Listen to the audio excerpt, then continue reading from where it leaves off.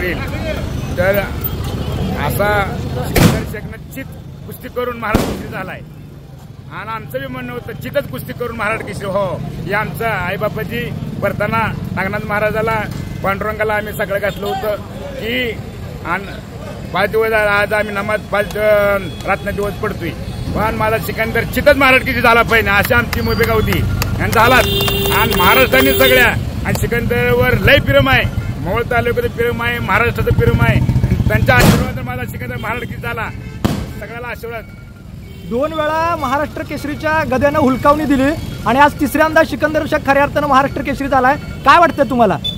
लय आनंद झालाय आता काय माहिती आहे का आज असा आनंद झालाय की आमचं सगळं जण म्हणत होतं की महाराष्ट्र केसरी सिकंदर कालची कुस्ती बी 1 पॉईंटवर आली पण आज सिकंदरला देवानं इतका पाठिंबा दिला की महाराष्ट्र केसरी निकाली करूनच महाराष्ट्र केसरी व्हायचं। आमच्या नवनवीन व्हिडिओसाठी लाईक शेअर आणि सबस्क्राईब करा।